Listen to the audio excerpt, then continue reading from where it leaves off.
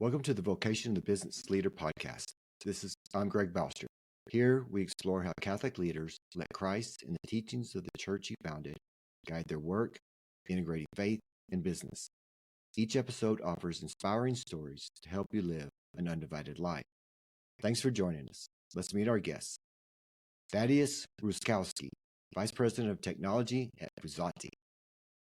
Welcome, Thad. Hey, Greg. Would you tell us a little bit about yourself?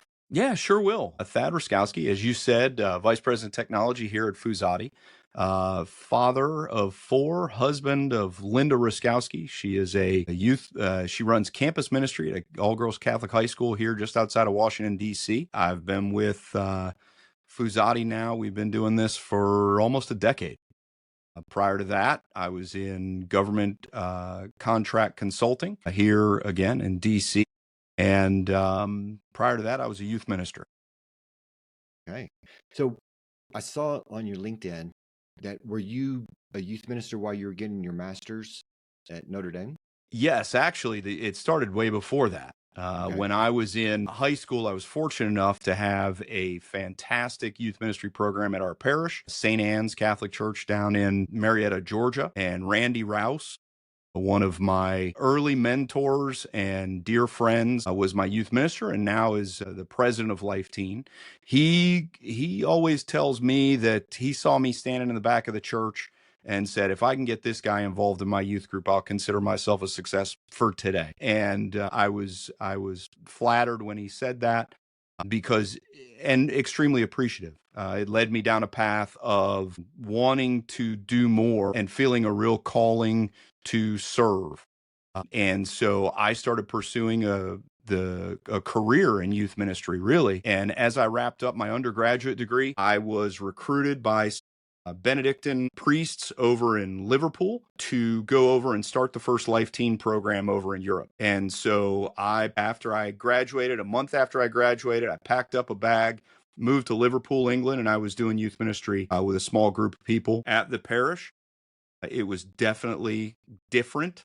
Life was different there, but it was the first real experience of being officially a youth minister. I finished up my time there and moved back to South Bend, Indiana, because my family all grew up in South Bend. My parents were there, and so it was a good landing spot.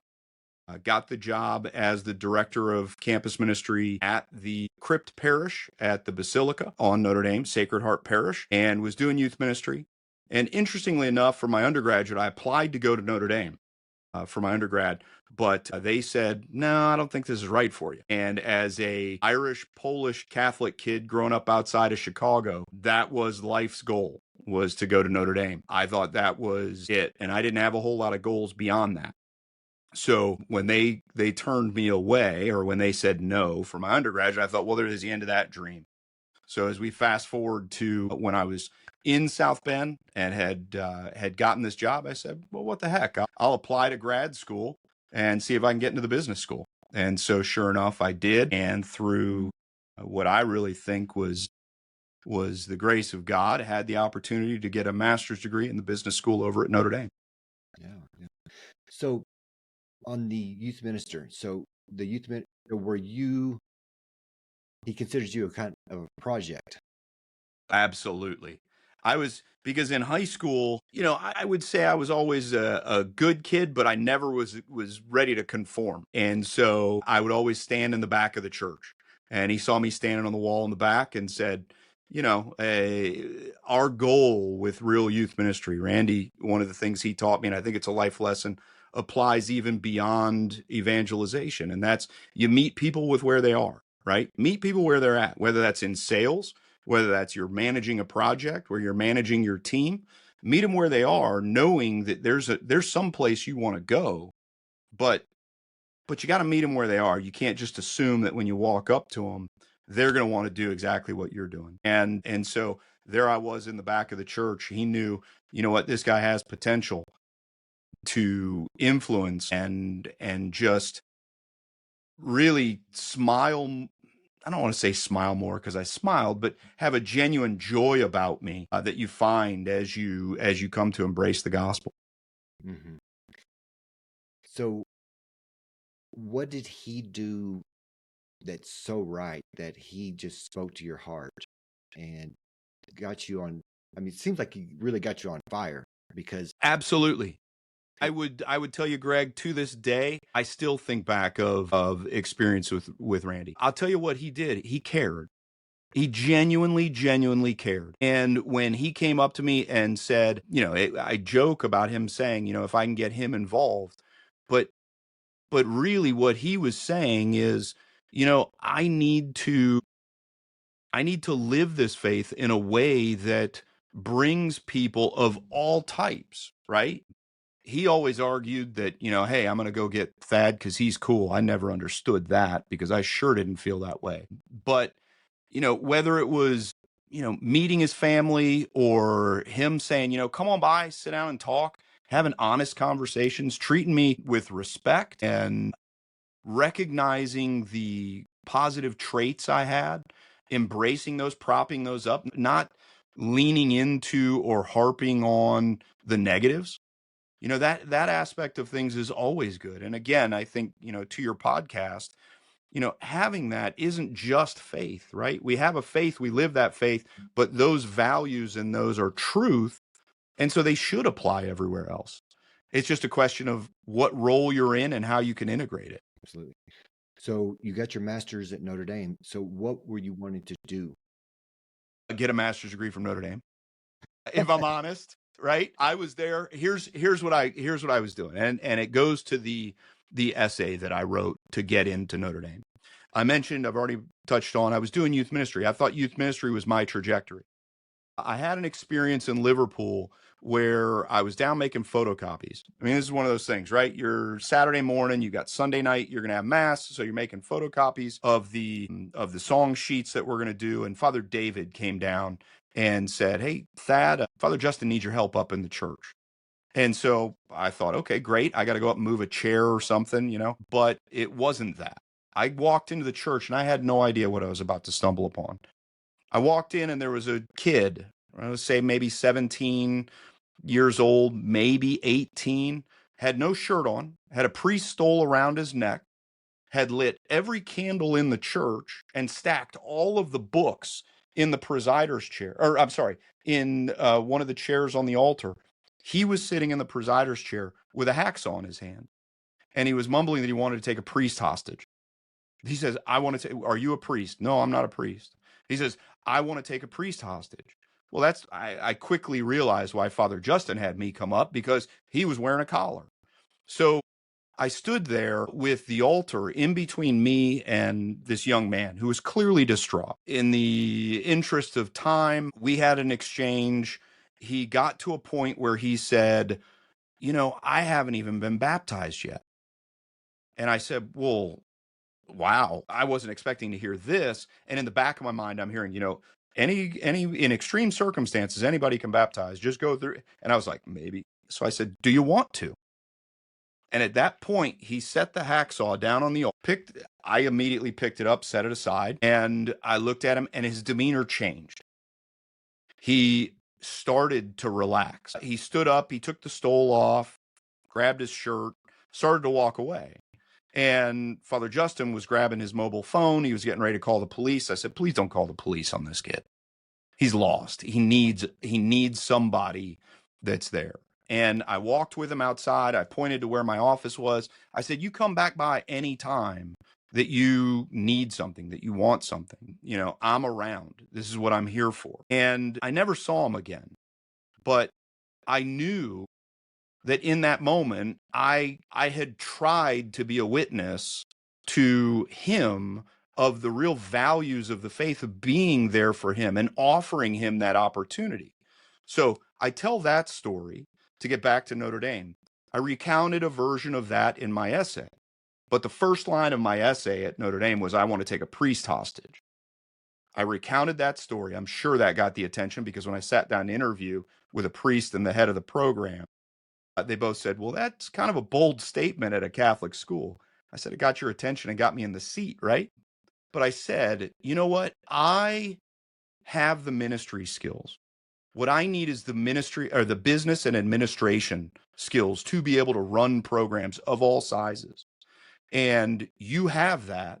And I'm asking you to convey that to me. And next thing I know, I'm sitting in a classroom and they bring us outside and Father Ted Hesburgh's out there and we get a chance to meet him, one of my heroes of all time. So, just a fantastic opportunity. Got a degree in nonprofit management and met a cute girl while I was there at St. Mary's. And she was triple major. So she got a job here with the Academy of the Holy Cross. She's still there now, 21 years later. We're married with 4 kids. I graduated. I didn't necessarily have a job. I didn't know exactly what I wanted to do, but I knew with a degree in nonprofit management, there'd be 2 cities you'd go to, Chicago or DC, and the cute girl was going to DC. So I followed her and got a job with a small consulting firm working with national and regional nonprofit youth serving organizations. I was like, this is a match, right? Yeah. It also paid better than youth ministry, kind of, at the start. And so it gave me the opportunity to use my degree to still pursue those things that I hold valuable about my faith that I can share with others. And, I'll never shy away from saying if somebody asks, what drives you to be this way? It's my faith. It's the opportunity. It's how I'm called to be. But, I let them ask. Right. So you worked for this company for quite a while. 10 years. Yeah. And then you went to Fuzati. Tell us about Fuzati.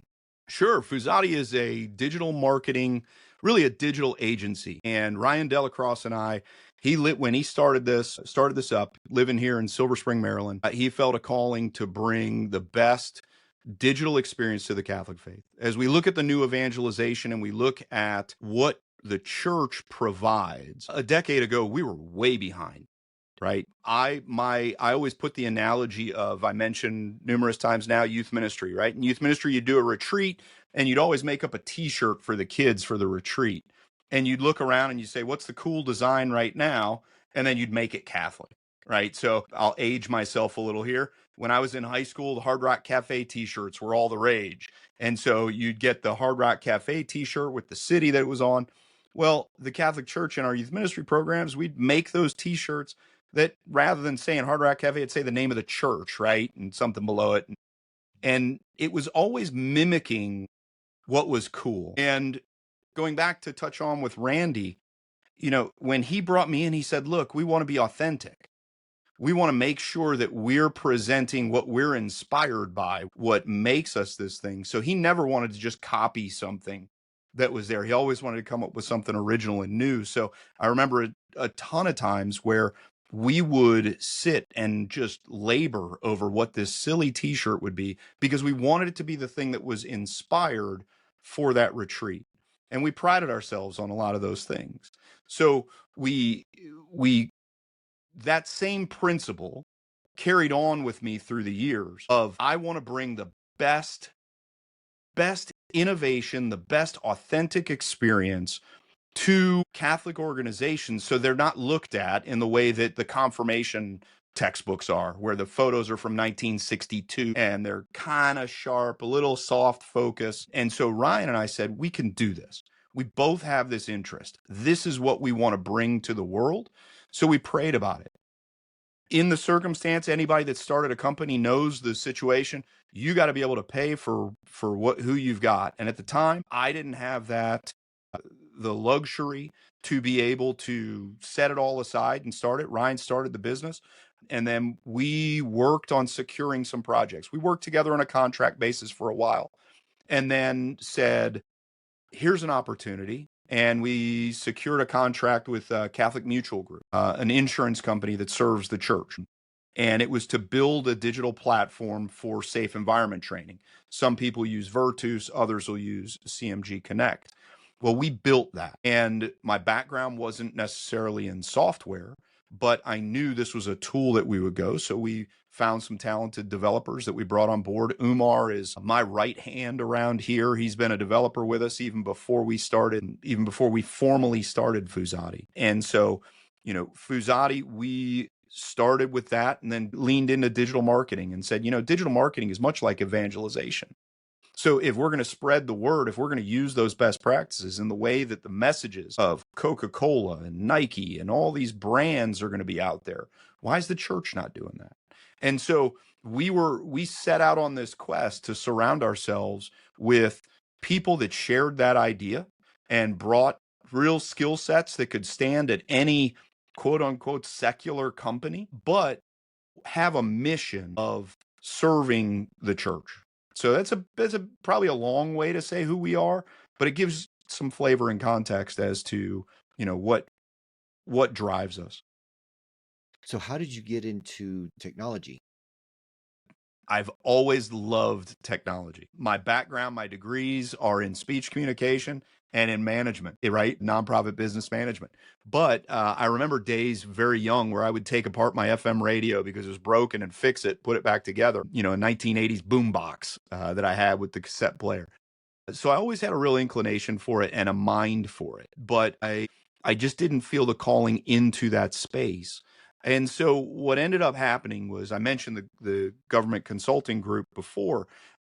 We would help administer grants from different federal organizations to boys and girls clubs all around the country. Part of my job when I first came on there was receiving all of the program reports and financial reimbursement requests associated with that grant. When it was $10 million, that was relatively easy, getting FedExes and mail and all those things. But what ended up happening was we then expanded on to significantly more than that, and it was a workload that could absolutely would benefit from an online system that would collect financial reports, would collect program reports. And so the need for that prompted me to say, okay, I need to build a database. And so I went out and bought a box of baseball cards and a license for FileMaker Pro. And I started building a database that I could enter in all the stats from the baseball cards and validate that I knew how to build a database that would do this. In doing that, I said, okay, now we need to take this online. I knew I didn't have the skills to do it. The gentleman that I mentioned earlier, Umar, we secured Umar to be able to build the software. And so he built our first piece of software. Well, no, I'm not. I get into the details of a lot of things. And so as we were building it, I stayed engaged in it full on, saying, I want to understand how this works. I just felt like this is what I want to do. I'd find myself working till 2 or 3 in the morning, just writing code, learning how to do it, putting it all together. And with that, finding the way that if you understand the world around you, you can replicate that in a digital framework. And so we saw the opportunity to bring a lot of that software to our clients and really bring not just, okay, we can solve your problem, but really enhance what people are doing. And that interest, the desire, the learning has really driven it to build that technology side. Yeah. So the Fuzati client list is a who's who of Catholic ministries. So Yes. why do you think that Fuzati is such a powerhouse in Catholic marketing? Well, okay. So this is a fun conversation for me because I think that the reason that we do it ultimately is because God inspires people to reach out to us. How does he do that? That is because we bring in people that are mission aligned and are absolutely talented at what they do. Now, you look at our website, and yes, you're going to see the Virgin Mary, you're going to see angels, you're going to see beauty, much in the way that Bishop Barron talks about beauty, right? Or as he's currently having his conversations, or he's in his podcast, he's talking about Hans Urs von Balthasar, who says, reach people through beauty and reach people through joy, and then bring them to truth. We strongly believe in that. And I keep saying we bring the best practices. We bring people who are not Catholic and can do something, but they're talented at what they do and they're mission aligned. So I would stand behind anybody we have on the team and put them against anybody on any quote unquote secular agency.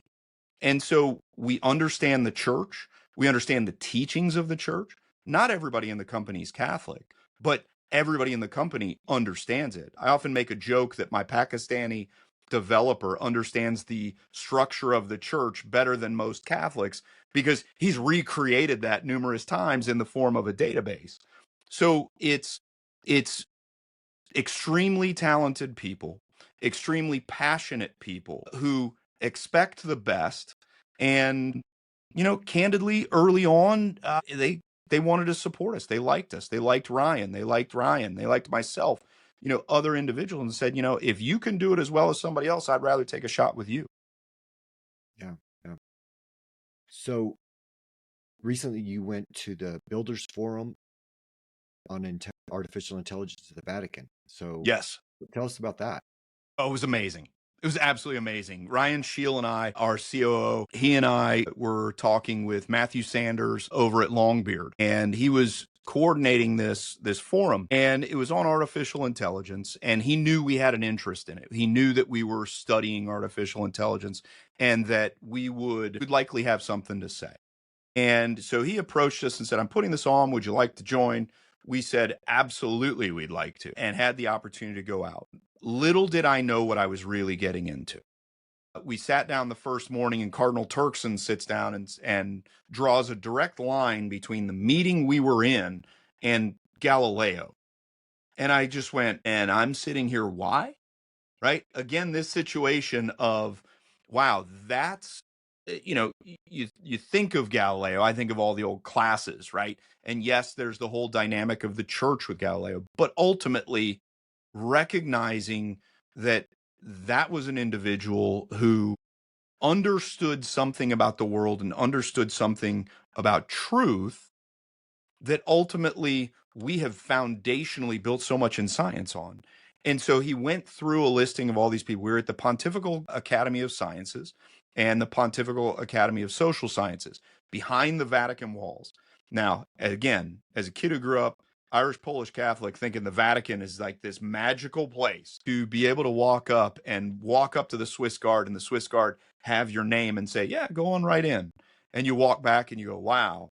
And then to sit with some amazing people. I will tell you that it was 85 to 90 of us in the room, and all walks of life, representative from Microsoft, from University of Notre Dame. It was really kind of fun. I got a chance to meet the dean of the business school from Notre Dame and had a chance to recount my story. I think he was both excited and like, yeah, I've heard this a few times. So it was quite cool. VC groups. Max Tegmark was there from MIT, who is one of the thought leaders in AI for years and years now. And it was an opportunity to explore not just how AI works, right? There was a bit on that, but more about what is the real ethical implication of AI?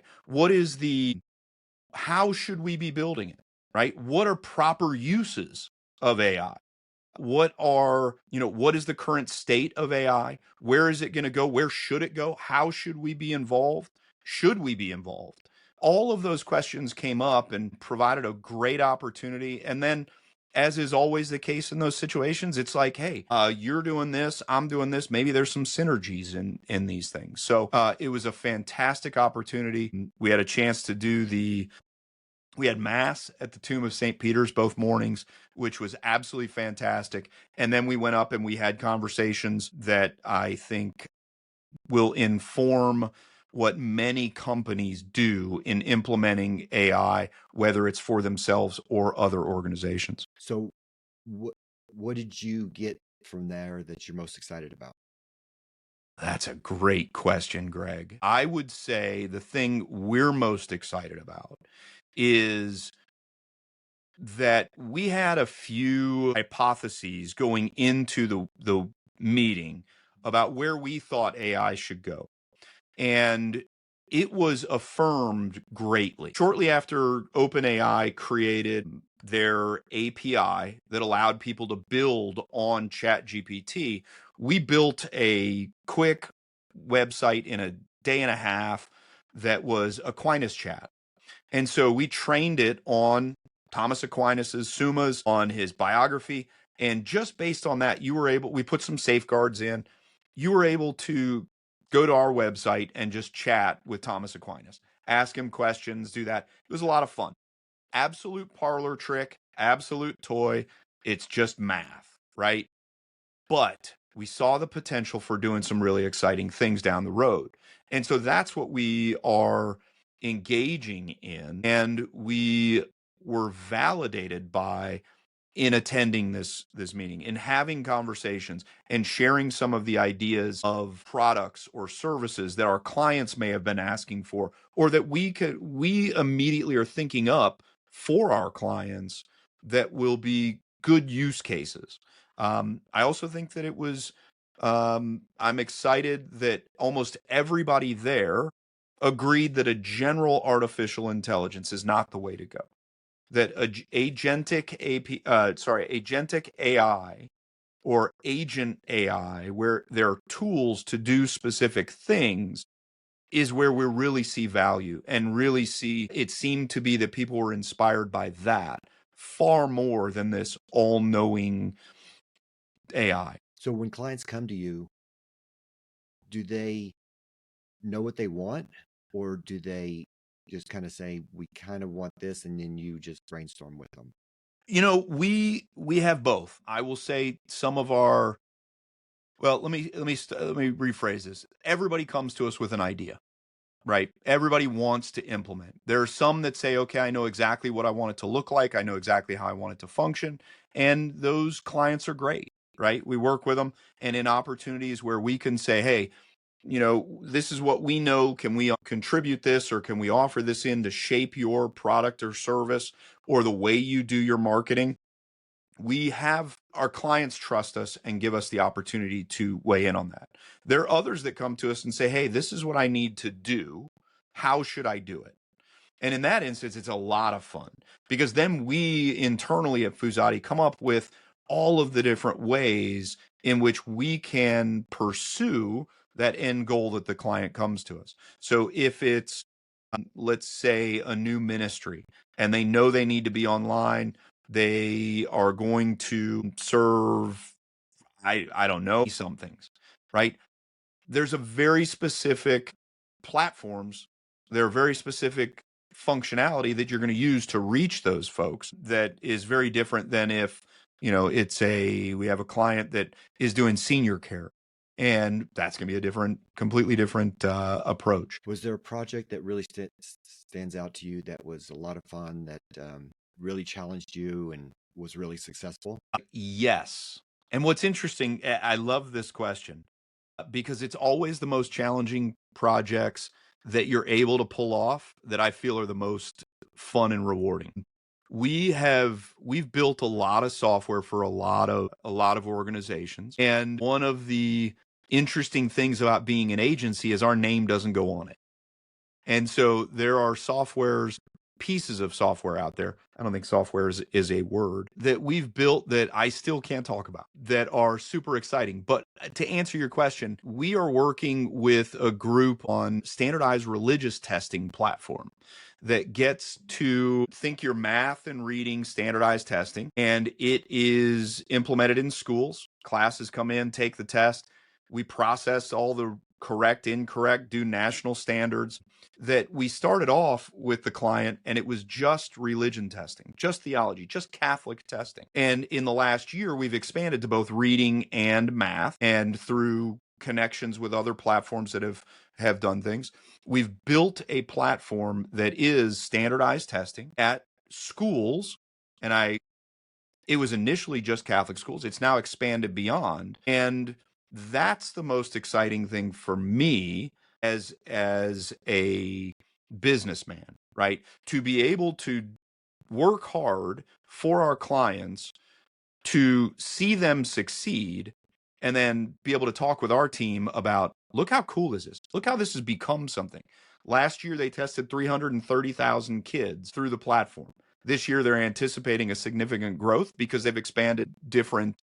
Quick aside on that, last year, my 5th grade daughter, Harper, came home from school and she said, Dad, we took this theology test today online. It was so cool. I think I did great on it. And I was like, really, what was it called? And she said, it was the ARC test. And I said, you know, hon, I built that with my team. And she got super excited. And as a dad, right, that is constantly working and doing things, it was extremely rewarding to have my daughter both implement in something, come back and tell me it was good, and then to be able to say, yeah, I did that. Now, if she come back and say, oh, it was a nightmare, I don't know if I would have owned it, but you know, it was a great opportunity. Yeah. Yeah. So what are some ways that you see that AI can benefit mankind and the church? Sure. You know, I alluded to it earlier, and it's agentic AI. I'll give you a real practical example from just yesterday. So I work with a bunch of developers. We build software. We have a number of clients, all kinds of projects. I work on some as, you know, directly involved in designing and engineering the software, others not so much. And we have a project that is in process of being built, and the lead developer for the project was sick yesterday, but we had to deliver something. And so I was able to use AI to solve some of the problems in the software because I had a general understanding of the project and a general understanding of writing code, and to be able to take that, put it in ChatGPT and say, hey, I'm getting this error. How do I solve this? Or what is this? And it was able to give me responses. I was able to make changes, take what it said, apply it directly, and it allowed me to serve my clients in a much more effective way because I didn't have the knowledge of that coding language. So I always refer to the best way we do this is when we can superpower the people that we already are. And so in that instance, right, it was language. When we first started playing with things, I took one of the platforms, actually I took a number of them, and I took the original text of Saint Augustine's Confessions in Latin and translated it to English. But I gave it a very specific audience. And I said, hey, translate this for this audience, and went book by book through it. And it was able to translate, and reading it was amazing.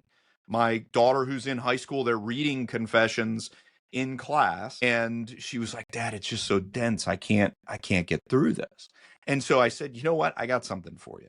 And I shared it with her, and she was able to read through, and the translation gave her an on-ramp to engage in the content that reading the translation done by someone in England in 1985 didn't necessarily give her.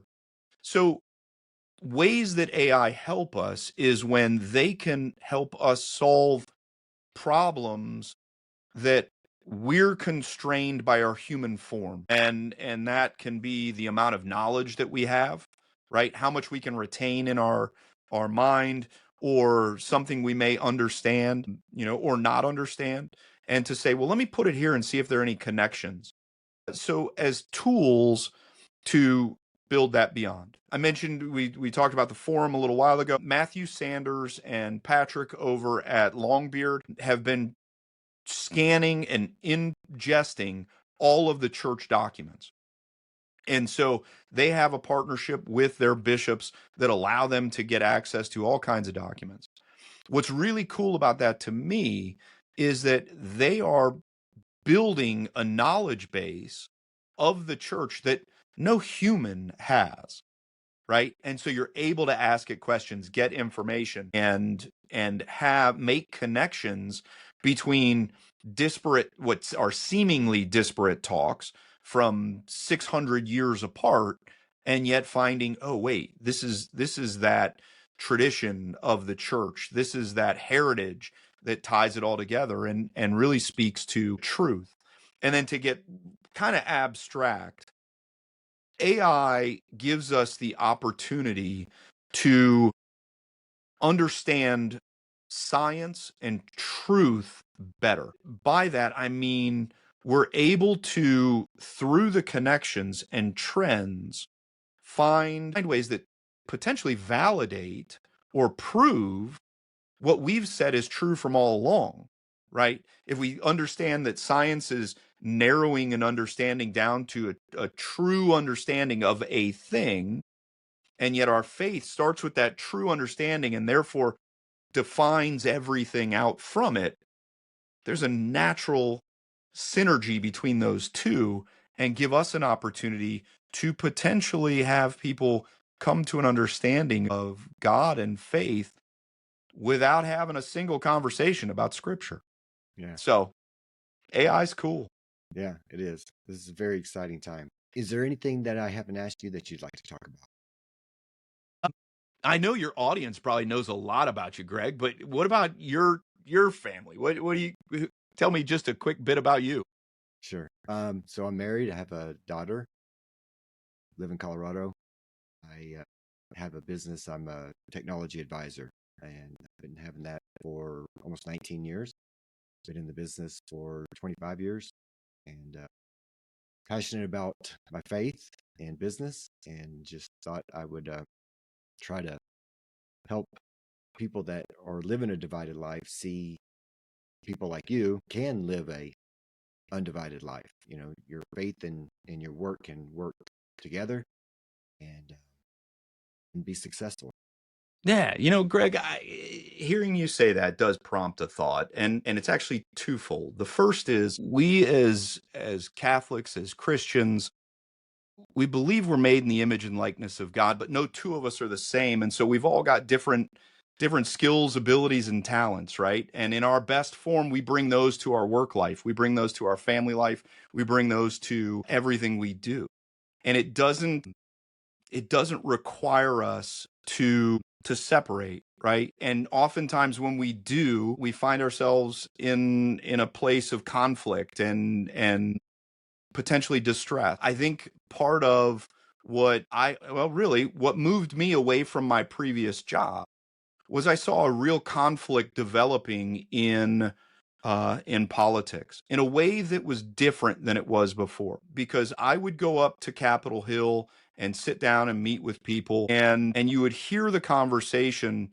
early on in my career about people working with each other and people you wouldn't expect. But as time went on, it really got to a place where it was, here's my side, here's this other side. If I don't win, then then it's no good. And really, none of us have all the answers, right? And it's listening, it's understanding each other, and whether it's in the church, whether it's in business, whether it's anything, we when we integrate our life, that does nothing but benefit everyone around. And if it's not, then it may be worth the time to sit back and ponder, what is it that I'm leaning into? And the other is, I have found, even in my previous job that wasn't directly related to Catholic organizations, me bringing my best and the way that God created me to be was always the times that I was the most successful, because it's fulfilling that inspiration of the Spirit, right? That, you listen to Rick Rubin talk about creativity in his most recent book. And for anybody that doesn't know who Rick Rubin is, producer of the Beastie Boys, Run DMC, Johnny Cash's Revival album, record producer. But he always talks about sitting and listening. And the artist hears, in his parlance, hears through the universe. I say the Holy Spirit inspires people to do things, and you got to listen, and that moves you to it. So, I love the idea of what you're doing here with conversations about an integrated life. That's fantastic. Thank you. Where should someone go to find out more about you and your work?